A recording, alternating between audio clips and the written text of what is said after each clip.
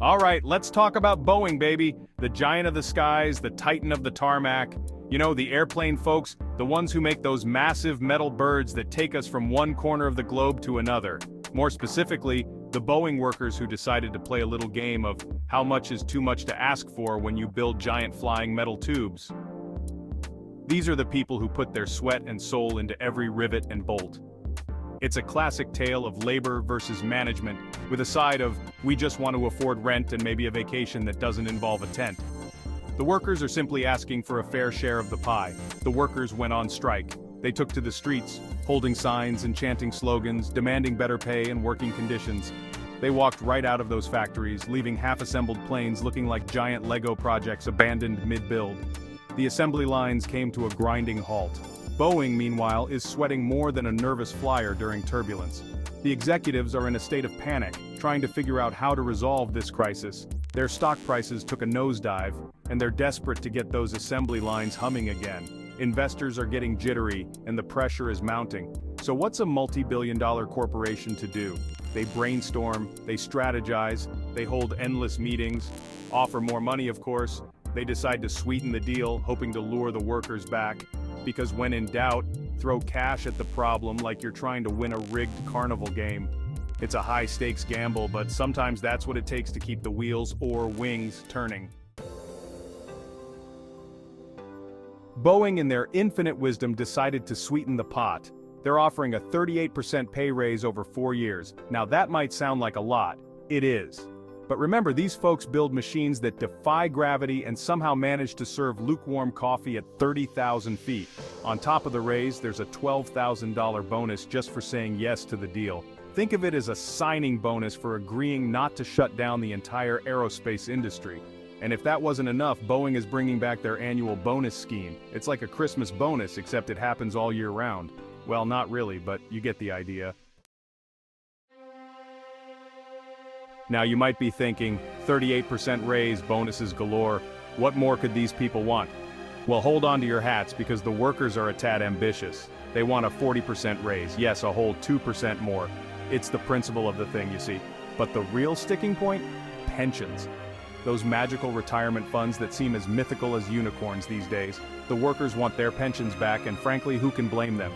Retirement shouldn't mean choosing between cat food and heating your home. The most difficult thing is the decision to act, the rest is merely tenacity. Amelia Earhart. You know, Amelia Earhart knew a thing or two about taking risks. She was a pioneer, a trailblazer who dared to dream and act on those dreams, no matter the odds. And that's what this vote boils down to, risk versus reward. It's about making a choice that could change everything.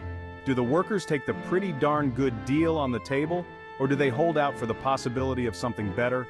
It's a decision that requires courage and foresight. It's a gamble, like trying to sneak your own snacks onto a plane. Sometimes it works out, and sometimes it doesn't. Boeing, of course, wants this strike over faster than you can say turbulence. They need their operations back to normal. They're losing money hand over fist, and their reputation is taking a hit. Every day the strike continues, the stakes get higher. It's a classic standoff. Workers with their wrenches crossed and management with their wallets sweating. Both sides are feeling the pressure and the outcome is uncertain. The union says yes. Now, in a twist that surprised absolutely no one, the union is telling its members to take the deal. After months of back and forth, the leadership has finally decided that this is the best course of action. They're like a used car salesman trying to convince you that the suspicious rattling noise is just a feature. They assure the workers that this deal is the best they can get, despite any lingering doubts. The union knows a good thing when they see it, and frankly, they're probably tired of negotiating with Boeing's team of highly paid lawyers. The endless meetings and late-night discussions have taken their toll. And what about the market? The financial world has been watching these negotiations closely, waiting for any sign of resolution. Well, the stock market is a fickle mistress, isn't she? It reacts to the slightest hint of news, good or bad. As soon as the news of the deal broke, Boeing's stock went up. Investors were quick to respond, seeing this as a positive development.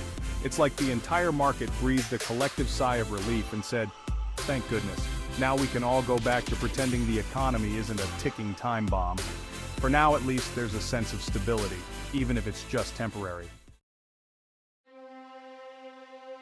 So here we are, folks, on the precipice of a decision. Will the Boeing workers take the deal and go back to building those magnificent flying machines? Or will they hold out for more, risking the wrath of a corporation with more money than God? It's a nail-biter, a real cliffhanger.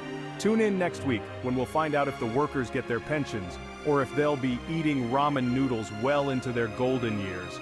Follow for more updates on this unfolding story.